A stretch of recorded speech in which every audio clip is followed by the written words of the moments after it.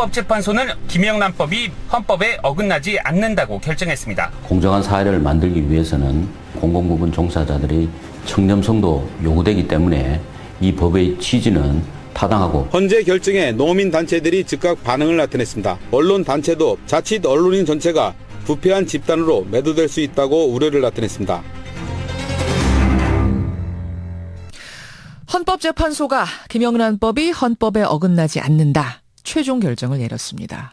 이제 진짜로 시행이 되는 겁니다. 직접적인 대상자만 400만 명. 거기에 배우자는 거의 한 몸처럼 같이 적용이 되고요. 게다가 준 사람까지도 처벌이 되니까 온 국민이 다 잠재적인 대상자입니다. 큰 골자는 이렇습니다. 지금까지는요. 공직자가 직무 관련자로부터 대가성이 있는 금품을 받을 경우에만 뇌물죄 처벌을 받았죠. 하지만 이제부터는 대가성이 있으면 당연히 지금처럼 무조건 처벌을 받고요. 설사 대가성이 없어도, 그리고 내일과는 아무 상관이 없는 사람한테도 100만 원이 넘는 뭔가를 받으면 무조건 형사처벌입니다. 예를 들어서 내 직무와 아무 관계가 없는 중마고우한테 100만 원 넘는 축의금 같은 거 받으면 형사처벌이라는 거죠. 직무 관련성이 없는 사람은 그렇고요. 그렇다면 직무 관련성이 있는 사람이랑 할 수 있는 건 뭔가? 바로 3, 5, 10 법칙입니다. 밥 3, 선무로 경조사비 10만 원. 예. 직무에 관련이 조금이라도 있는 사람이라면 바로 이 3, 5, 10 안에서 해결을 해야 됩니다. 이 법칙에 적용을 받는 대상은 공직자, 언론인, 사립학교 교직원까지죠. 자, 그렇다면 이러고도 남는 애매한 궁금증들 이분과 함께 짚어보죠. 국민권익위원회 허재우 청렴총괄과장 연결이 돼 있습니다. 과장님 안녕하세요. 예, 안녕하십니까? 예, 제가 앞에서 쭉 설명한 내용이 어떻게 맞긴 맞나요? 예, 맞습니다. 예, 여기까지 이해하는데도 참 좀 어려웠습니다. 그 정도로 헷갈리는 게 많은데, 우선 직무랑 관련이 전혀 없는 사람과의 관계는 심플해요. 딱 100만 원 생각하시면 됩니다. 100만 원. 100만 원 안에서는 뭐든지 가능한데 100만 원 넘으면 절대 안 되는 거죠? 예, 그렇습니다. 그러면 직무랑 아무 관련이 없는 제 아주 친한 친구라고 해도 100만 원 넘으면 부조도 안 되는 거죠? 예, 그렇습니다. 그러면 가족한테는 어떻습니까? 팔촌, 사촌, 친척이 저한테 그렇게 부조를 하려고 한다. 그럼 어떻게 되는 거죠? 예, 그 말씀하신 것처럼 공직자 등의 친족, 그리고 한 8가지 이 청탁금지법에서 예외를 두고 있는데요. 그 예외에 해당하는 경우에는 예, 허용이 되겠습니다. 예외가 공직자의 친족에 해당되면 예, 100만 원을 초과하더라도 예, 이건 수수가 가능하게 되겠습니다. 친족이라면 8촌까지는 예외다. 예, 그렇습니다. 또 어떤 예외들이 있습니까? 그리고 예를 들면 그 공직자라 하더라도 예. 오랜 친분관계, 예를 들면 직원 상조회나 향후회, 동창회 뭐 이런 데 가입돼서 예. 거기에서 정하는 기준에 따라서 구성원에게 획일적으로 이렇게 제공하는 기준이 있을 수 있지 않겠습니까? 전체한테 주는 기념품, 전체한테 주는 식사 이런 거, 동창회 예, 같은 데서 그건 괜찮다. 예. 그리고 또 공직자 등의 직무와 관련해서 예. 공식적인 행사에서 주최자가 참석자에게 통상적인 범위 내에서 일률적으로 제공하는 그런 뭐 교통비나 숙비, 숙박, 음식물 등 이런 금품 등은 예, 예외 사유로 허용되게 되겠습니다. 일괄적으로 어떤 모임에서, 동창회에서, 동호회에서 주는 거는 이런 것까지도 뭐 안 받을 필요는 없다 이런 말씀. 예, 그렇습니다. 예. 직무 관련성이 이제 없는 사람과의 관계는 여러분 이렇습니다. 문제는 복잡한 건 직무 관련성이 있는 경우인데, 직무 관련성이 있는 사람이랑도 밥 먹고 뭐 경조사비 챙기고 사회활동은 해야 되는 거잖아요. 만나야 되는 거잖아요. 예. 그 경우에는 밥삼, 선무로, 경조사비 10, 그 안에서 해결하라 이런 거죠? 지금 이제 큰 틀은 100만 원 이하의 경우에는 이제 직무 관련성이 있으면 원칙적으로 안 되는데 방금 밥값, 그다음에 선물, 경조사비 이게 지금 3, 5, 10으로 정해져 있는데요. 예. 이 부분이 지금 이제 가장 논란이 되고 있는 것입니다. 여기서 질문. 만약 제가 도시건설과 공무원이에요. 근데 제 친구가 건설회사에 다녀요. 근데 우리는 진짜 순수한 친구예요. 이럴 경우에도 3, 5, 10 적용이 됩니까? 넘으면 과태료입니까? 일단 도시건설과 직원이고 그다음에 도시건설 한다 그러면 이 부분은 사실은 직무 관련성이 원칙적으로는 있죠. 원칙적으로는 100만 원 이하의 경우에도 직무 관련성이 있으면 안 되는 건 맞고요. 다만 사교 의무 목적일 경우에는 3, 50 범위 내에서 허용을 한다. 하지만 그 경우에도 뭐 직접적으로 인허가 관계가 형성된다라든지 이런 경우에는 역시 제한을 받을 수 있다. 예, 이렇게 정리하시면 될 것 같습니다. 그러면 이제는 이 적용 대상자들 가족의 누구와도 밥 먹을 때 선물 받을 때 이 사람이 내 직무와 관련이 있는지 없는지를 꼭 한번 미리 따져야겠네요. 예, 일단은 이 그렇죠? 법이 이제 시행되는 이상 그럼 필요할 것 같습니다. 배우자도 똑같이 적용됩니까? 예, 배우자의 경우에는 금품 수수에 적용이 되는데요. 동일하게 적용되겠습니다. 350에 똑같이 예, 그냥 한 몸처럼 적용된다 생각하면 되는 거죠, 배우자는. 예, 그렇습니다.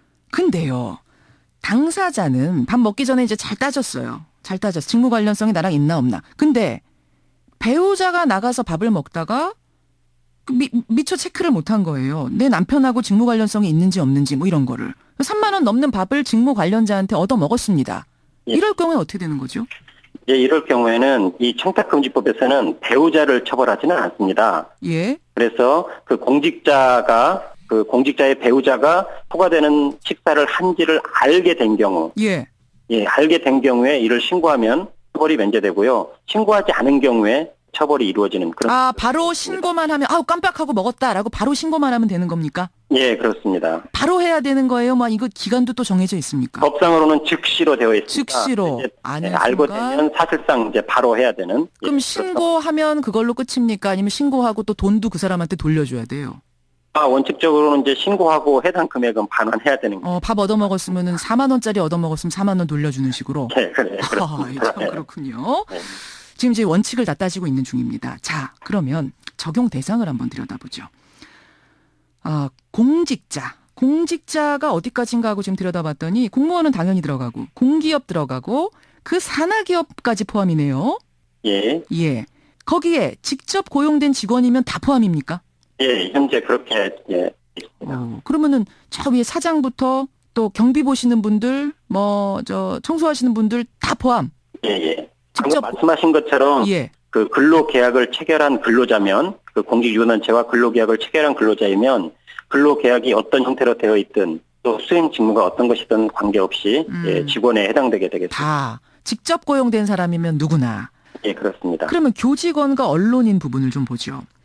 유치원, 초중고 교사는 공립, 사립 전부 포함이고요. 어린이집 교사는 어떻게 됩니까? 방금 말씀하신 것처럼 유치원, 초등학교, 중고등학교, 대학교는 이제 학교로서 포함이 되고요. 그렇죠. 그 어린이집 같은 경우는 앞에서 언급드린 그 각급 학교에 포함되지 않습니다. 예. 따라서 어린이집에 근무하는 교사는 이 청탁금지법 적용 대상은 아닙니다. 그럼 국공립은요?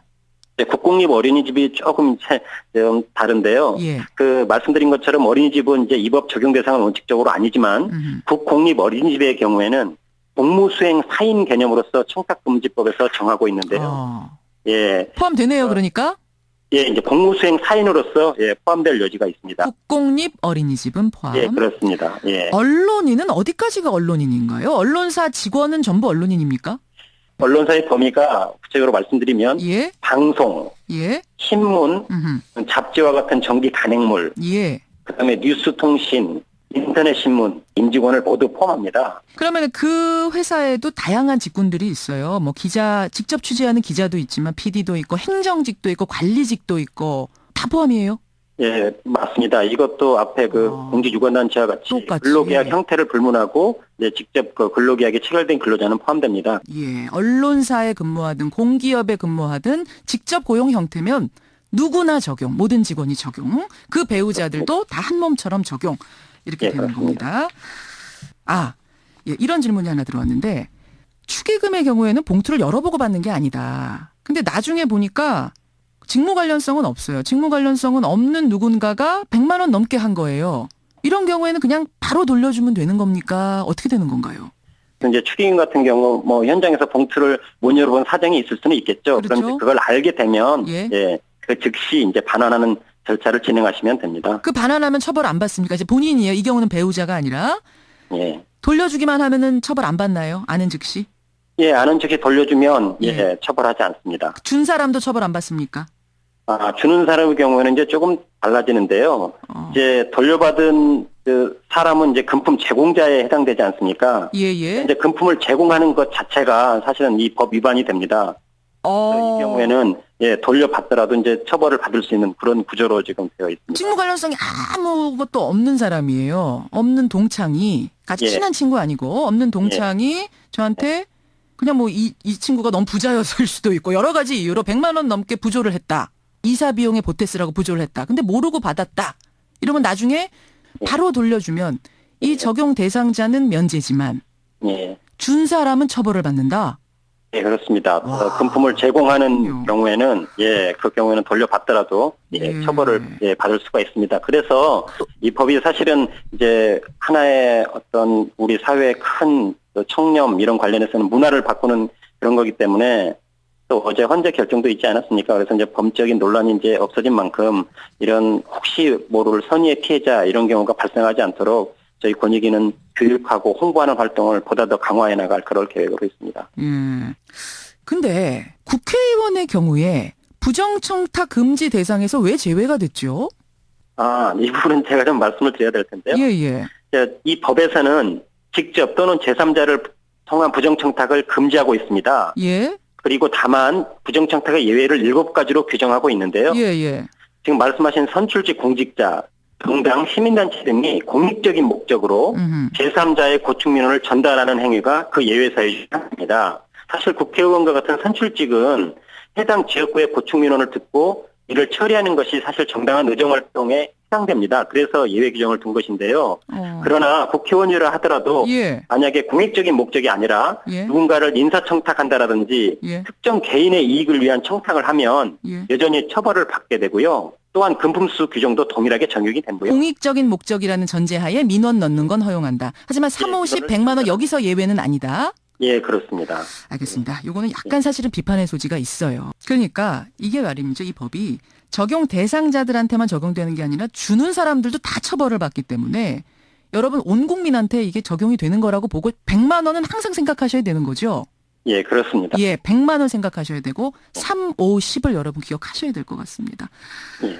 청렴사회로 가는 길이 이게 쉽지만은 않네요. 하지만 반드시 가야 될 길이라고 생각을 하고요. 그러니까요. 예. 참 공부할 게 많습니다. 여러분 열공 모드로 들어가야겠습니다. 여기까지 말씀 듣죠. 고맙습니다. 예, 감사합니다. 예, 국민권익위 청렴총괄과의 허재호 과장이었습니다.